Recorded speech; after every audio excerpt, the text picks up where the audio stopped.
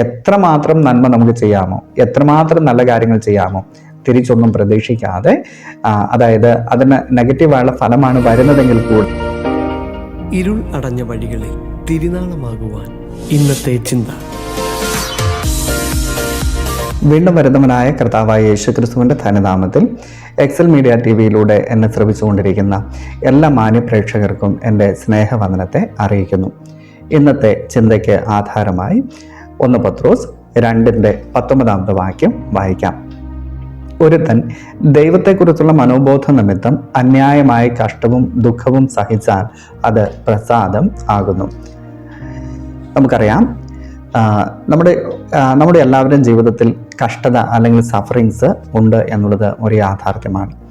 ഇവിടെ പത്രോസ് അപ്പോസ്തലൻ പറയുന്ന ഭാഗം ദൈവത്തെക്കുറിച്ചുള്ള മനോബോധം നിമിത്തം അന്യായമായി കഷ്ടവും ദുഃഖവും സഹിച്ചാൽ അത് പ്രസാദമാകുന്നു എന്നാണ്. പലവിധമായ കഷ്ടതകൾ മനുഷ്യരാശി അല്ലെങ്കിൽ നാം ഓരോരുത്തരും അനുഭവിക്കാറുണ്ട്. അതിൻ്റെ കാരണങ്ങൾ പലതായിരിക്കാം. ഒന്നാമത്തെ കാരണം നമുക്ക് വേണമെങ്കിൽ ഇങ്ങനെ പറയാം: ഓരോ വ്യക്തികൾ ചെയ്യുന്ന പാപത്തിൻ്റെ പരിണത ഫലമായി അവരനുഭവിക്കുന്ന കഷ്ടതകൾ. 2, നമ്മുടെ ഫൂളിഷ്നെസ് കൊണ്ട് അല്ലെങ്കിൽ നമ്മുടെ ബുദ്ധിമോശം കൊണ്ട് സംഭവിക്കുന്ന കഷ്ടതകൾ. 3, നാം ഓരോരുത്തരും ഈ ലോകത്തിൽ ജീവിക്കുമ്പോൾ, അതായത് ഈ ലോകത്തിൻ്റെ പ്രത്യേകത ഇതൊരു ഫോളൻ വേൾഡാണ് അല്ലേ, അല്ലെങ്കിൽ ഈ ലോകം പാപം നിറഞ്ഞ ഒരു ലോകമാകൊണ്ട് അതിൽ ജീവിക്കുന്ന കാരണം കൊണ്ട് നമ്മുടെ ജീവിതത്തിൽ വരുന്ന കഷ്ടതകൾ. അപ്പോൾ പലവിധമായ കഷ്ടതകൾ നമുക്കുണ്ടാകാം. എന്നാൽ നാലാമതൊരു കഷ്ടത്തെക്കുറിച്ച് പത്രോസ് അപ്പോസ്തലൻ പറയുന്നത് അന്യായമായി ദൈവത്തിന് വേണ്ടി ജീവിക്കുന്നത് കൊണ്ട്, അതുകൊണ്ട് നാം ഓരോരുത്തരും അനുഭവിക്കുന്ന കഷ്ടതയെക്കുറിച്ചാണ് പത്രോസ് അപ്പോസ്തലൻ പറയുന്നത്. ആ കഷ്ടത നാം സഹിക്കുന്നത് ദൈവത്തിന് പ്രസാദമാണെന്ന് പത്രോസ് അപ്പോസ്തലൻ പ്രത്യേകിച്ച് എടുത്തു പറയുന്നു. എന്നെ കേൾക്കുന്ന പ്രിയമുള്ളവരെ, ഇതെന്തുകൊണ്ട് പ്രസാദമായിരിക്കുന്നു എന്നുള്ളതിനെ കുറിച്ച് പത്രോസ് അപ്പോസ്തലൻ വ്യക്തമായിട്ട് തൊട്ട് താഴെയുള്ള വാക്യങ്ങളിൽ പറയുന്നുണ്ട്. 21 വാക്യം നാം ഇങ്ങനെയാണ് കാണുന്നത്. അതായത് 20 മുതലുള്ള വാക്യങ്ങൾ വായിക്കുമ്പോൾ, നിങ്ങൾ കുറ്റം ചെയ്തിട്ട് അടികൊള്ളുന്നത് സഹിച്ചാൽ എന്ത് യശസ്സുള്ളൂ അല്ലേ? എന്നാൽ തൊട്ട് താഴെ വായിക്കുന്നത് അല്ല, നന്മ ചെയ്തിട്ട് കഷ്ടം സഹിച്ചാൽ അത് ദൈവത്തിൻ്റെ പ്രസാദം. അതിനായിട്ടാണ് നമ്മെ ഓരോരുത്തരും വിളിച്ചിരിക്കുന്നത്. നമ്മെ വിളിച്ചിരിക്കുന്നത് കർത്താവിന് വേണ്ടി കഷ്ടത അല്ലെങ്കിൽ കർത്താവിന് വേണ്ടി നന്മ നാം ചെയ്തിട്ടും തിന്മ അനുഭവിക്കാനാണ് അല്ലെങ്കിൽ കഷ്ടം അനുഭവിക്കാനാണ് നമ്മെ വിളിച്ചിരിക്കുന്നതെന്ന് പത്രോസ് അപ്പോസ്തലൻ വ്യക്തമായിട്ട് പറയുകയാണ്. അതിന് ഉദാഹരണമായിട്ട് പത്രോസ് അപ്പോസ്തലൻ പറയുന്നത് കർത്താവ് എങ്ങനെയാണ് നമുക്ക് വേണ്ടി കഷ്ടം സഹിച്ചത് എന്നുള്ളതാണ്. 21 വാക്യത്തിൽ നാം ഇങ്ങനെ വായിക്കുന്നു: ക്രിസ്തുവും നിങ്ങൾക്ക് വേണ്ടി കഷ്ടം അനുഭവിച്ചു, നിങ്ങൾ അവൻ്റെ കാൽച്ചുവട് പിന്തുടരുവാൻ ഒരു മാതൃക വച്ചേച്ചു പോയിരിക്കുന്നു.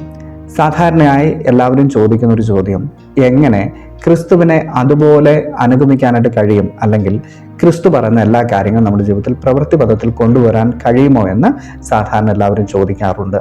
എന്നാൽ ഇവിടെ പത്രോസ് അപ്പോസ്തലൻ വ്യക്തമായിട്ട് പറയുകയാണ്, ക്രിസ്തുവും നമുക്ക് വേണ്ടി കഷ്ടം അനുഭവിച്ചു, നിങ്ങൾ അവൻ്റെ കാൽച്ചുവട് പിന്തുടരുവാൻ ഒരു മാതൃക വെച്ചേച്ച് പോയിരിക്കുന്നുവെന്ന് വ്യക്തമായിട്ട് പത്രോസ് അപ്പോസ്തലൻ പറയുകയാണ്. എന്താ കാര്യം? എന്തിനു വേണ്ടിയിട്ടാണ് കർത്താവ് കഷ്ടം അനുഭവിച്ചത്? താൻ നന്മ മാത്രമേ ചെയ്തിട്ടുള്ളൂ, തിന്മയൊന്നും ചെയ്തിട്ടില്ല. അവിടെ നിന്ന് എന്തിനു വേണ്ടിയിട്ടാണ് കഷ്ടം അനുഭവിച്ചത്? അവൻ പാപം ചെയ്തിട്ടില്ല, അവൻ്റെ വായിൽ വഞ്ചന ഒന്നും ഉണ്ടായിരുന്നില്ല. തന്നെ ശകാരിച്ചിട്ട് പകരം ശകാരിക്കാതെയും കഷ്ടം അനുഭവിച്ചിട്ട് ഭീഷണം പറയാതെയും ന്യായമായി വിധിക്കുന്നവെങ്കിൽ കാര്യം ഫലമേൽപ്പിക്കുക അത്രേ ചെയ്തത്.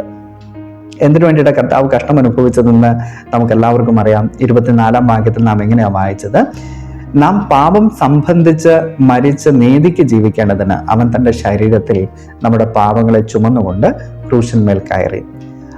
അവൻ്റെ അടിപ്പിണരാൽ നിങ്ങൾക്ക് സൗഖ്യം വന്നുമിരിക്കുന്നു അല്ലേ? അപ്പം നമ്മുടെ പാപങ്ങൾക്ക് വേണ്ടിയിട്ടാണ് കർത്താവ് അത്രമാത്രം പങ്കപ്പാടുകളും കഷ്ടതയും അനുഭവിച്ചത് എന്ന് നമുക്ക് വ്യക്തമായിട്ട് മനസ്സിലാക്കാനായിട്ട് കഴിയുന്നു. ഇതേ കാര്യത്തെക്കുറിച്ച് പത്രോസ് അപ്പോസ്തലൻ 3-ാം അധ്യായത്തിൽ ഇങ്ങനെയാണ് പറയുന്നത്. അതിൻ്റെ 9-ാം വാക്യത്തിൽ ഇങ്ങനെ വായിക്കുന്നു: ദോഷത്തിന് ദോഷവും ശകാരത്തിന് ശകാരവും പകരം ചെയ്യാതെ നിങ്ങൾ അനുഗ്രഹം അനുഭവിക്കേണ്ടതിന് വിളിക്കപ്പെട്ടതുകൊണ്ട് അനുഗ്രഹിക്കുന്നവരായിരിക്കും.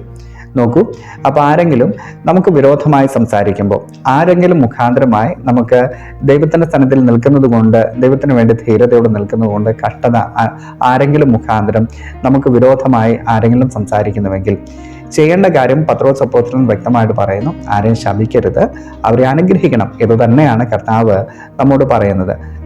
നമ്മൾ എന്ത് ചെയ്യണം? നാം ഓരോരുത്തർക്കും വേണ്ടി, അതായത് നിങ്ങൾ ഉപദ്രവിക്കുന്നവർക്ക് വേണ്ടി പ്രാർത്ഥിപ്പിൻ എന്ന് കർത്താവ് പറഞ്ഞതുപോലെ നമ്മുടെ ക്രിസ്ത്യൻ കണ്ടക്ട്, അല്ലെങ്കിൽ ഈ സഫറിങ്ങിനോടുള്ള, അല്ലെങ്കിൽ മറ്റുള്ളവർ നമുക്ക് വിരോധമായി നിൽക്കുന്നത് കൊണ്ടുള്ള അതിനോടുള്ള ആ ഒരു റെസ്പോൺസ് എന്ന് പറയുന്നത് ഇത്തരത്തിലായിരിക്കണമെന്ന് കർത്താവ് വ്യക്തമായിട്ട് ആഗ്രഹിക്കുന്നു. അങ്ങനെ ചെയ്യുന്ന സമയത്ത് എന്താണ് നമ്മുടെ ജീവിതത്തിൽ ഉണ്ടാകുക? അതാണ് 10, 11, 12 വാക്യങ്ങളിൽ നാം കാണുന്നത്. ജീവനെ ആഗ്രഹിക്കുകയും ശുഭകാലം കാണുവാൻ ഇച്ഛിക്കുകയും ചെയ്യുന്നവൻ വ്യാജം പറയാതെ അധരത്തെ അടക്കിക്കൊള്ളട്ടെ.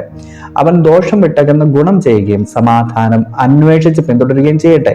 കർത്താവിൻ്റെ കണ്ണ് നീതിമാന്മാരുടെ മേലും അവൻ്റെ ചെവി അവരുടെ പ്രാർത്ഥനയ്ക്കും തുറന്നിരിക്കുന്നു. എന്നാൽ കർത്താവിൻ്റെ മുഖം ദുഷ്പ്രവർത്തിക്കാർക്ക് പ്രതികൂലമായിരിക്കുന്നു. അപ്പോൾ ഈ ദൈവം ആഗ്രഹിക്കുന്ന ഒറ്റ കാര്യം, എത്രമാത്രം നന്മ നമുക്ക് ചെയ്യാമോ, എത്രമാത്രം നല്ല കാര്യങ്ങൾ ചെയ്യാമോ, തിരിച്ചൊന്നും പ്രതീക്ഷിക്കാതെ, അതായത് അതിന് നെഗറ്റീവായുള്ള ഫലമാണ് വരുന്നതെങ്കിൽ കൂടെ, മറ്റുള്ളവർ അത് അംഗീകരിച്ചില്ല എങ്കിൽ കൂടെ, ആ നന്മ എന്നുള്ള മുഖമുദ്ര, അല്ലെങ്കിൽ സഫറിങ്ങിൻ്റെ സമയത്ത് തിരിച്ച് മറുത്ത് ഒരു വാക്ക് പറയാതെ കർത്താവിനെ സ്തോത്രത്തോടെ ഇരിക്കുവാൻ കർത്താവ് നമ്മെക്കുറിച്ച് ആഗ്രഹിക്കുന്നു.